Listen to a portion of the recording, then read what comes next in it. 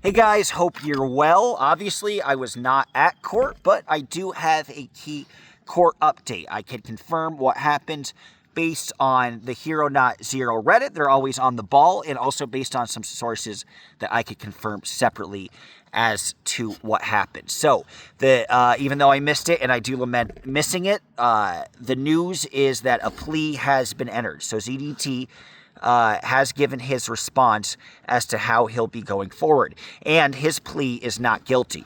Dog says hello yet again. We're in North Dakota. So he is pleading not guilty. What's interesting about that is that there wasn't a continuance. There wasn't any attempt to ask the judge, hey, I'd like to communicate with prosecutors. I'd like to have the time to figure out what my plea is going to be. Now, you could still always do a change of plea, but it gets less likely that that change of plea will be granted after you're given your initial opportunity to make the initial plea. So what it means is that it doesn't look like the state whatsoever has offered ZDT any plea bargain, any lesser charge, which clearly indicates that they have a slam dunk case. Again, that could change, but it's increasingly doubtful if it doesn't occur for the first time. So if it doesn't occur in that first instance, I'd say it's probably 80% unlikely that there'll be a change of plea. Now, there is a trial date set for June 24th. I'm going to try to figure out and get more information as to whether or not I should go.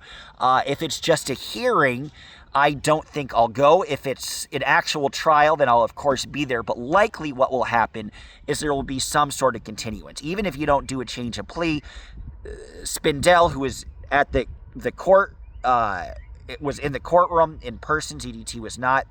But Spindell might say, hey, we need more discovery. We need to get more evidence.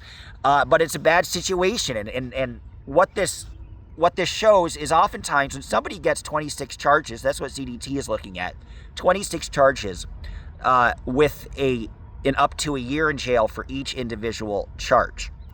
So if you're looking at that, usually with 26 charges, the state will winnow down the charges. They might take away half of them. They might take away, even more likely, 70% of them. The fact that none of these 26 charges are going away means that they think this is a very easy slam dunk case, and a case that's worth pursuing and not really worth compromising. Now, of course, we don't really know what happened. It could be they offered ZDT some sort of plea and he didn't want to accept it. That's entirely possible, but I would say incredibly doubtful. Who knows if he would actually accept a plea or not? He seems to be his own worst enemy, so I'd be surprised.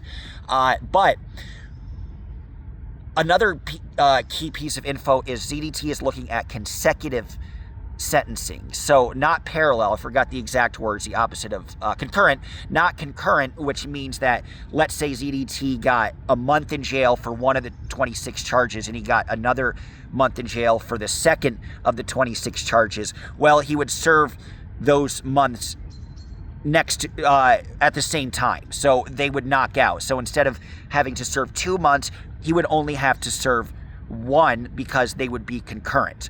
But it looks like with every amount of time that ZDT gets, that it will be an amount of time for one charge followed by a certain amount of time for the subsequent charge. Again, consecutively, not concurrently. So that's pretty decent news. There's no watering down this case whatsoever. There's no backing down in terms of the state. And my assumption is there's going to be another continuance because the state might want it.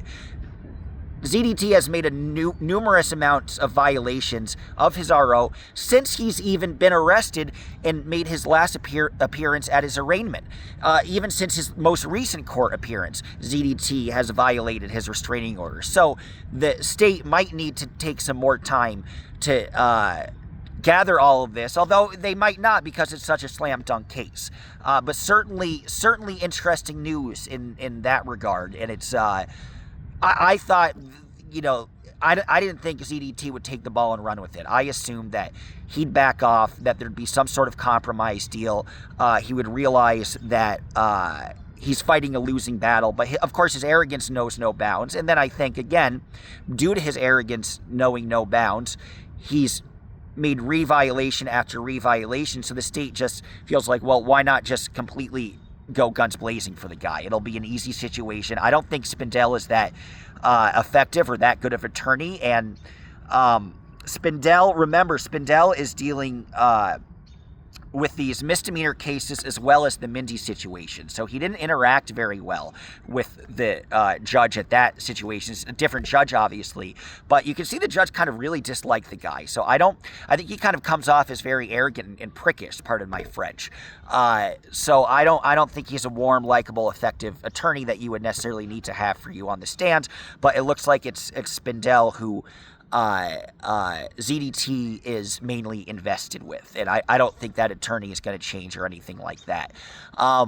In terms of discovery, ZDT's thinking he get discovery from X, Y, and Z. No, because he's the person on trial, so he doesn't really get that. He has this fantasy of exposing all these people. He even told an insane story, easy to debunk, that Lara and Ashley, DOA's friend, and Sandra and I attended his hearing and got kicked out of the courtroom, when in reality the hearing for DOA was 2 floors apart from the hearing for ZDT. Lara, Sandra, Ashley, DOA never stepped foot on the floor of even on the floor of ZDT's hearing, let alone go inside the room. And as for me, I was back and forth. I was fortunate enough to be able to get both hearings and be able to attend them both in person, but I assiduously sat there quietly writing down notes. Nobody addressed me. Nobody communicated with me. Nobody kicked me out. Nobody chastised me. Nothing. It was as if I were a ghost. So that was a reality in that situation. But he keeps trying to use these outside things that have nothing to do with the case to try to bolster his. And the judge is going to tell ZDT the same thing. That chat stuff, other things that other people have done, none of that is going to have any relevancy. So, the DOA stuff is tougher to kind of figure out how that's going to play out. I think DOA has a good fighting chance, but as I've mentioned before, he's made it difficult. I think this is a slam dunk. I will go to the trial to watch it, but I think we know the results. And, of course, Elena's hearing would be in November, so that's a slam dunk as well. So, again, 1 year per charge, 26 charges in total. So I think realistically, if ZDT is not completely let off as the great martyr he claims to be, realistically, he might get 10% of each charge, which is a month. 26 months, he might cut that in half for good I don't think ZDT is going to have good behavior, but if he does, cut that in half for good behavior, and you're looking at probably a very comfortable minimum of a year in jail. And I'm thinking of a minimum of 26 I'm thinking of a minimum of 26 months of what he'll get sentenced to, which he'll have to serve probably 12 to 14 of that month. Of those 26 months, just off the top of my head. So, a whole year in jail is a whole year in jail, any way you slice it. So the guy keeps making things worse for himself. No debate about the bail or anything like that. That's all been set. So, again, it's moving to trial, but 90% likely to be continuance, but I'll try to figure out some more stuff. But in the meantime, you can pay attention to me or check out the Hero Not Zero Reddit. Thanks for watching. Take care, guys. Bye-bye.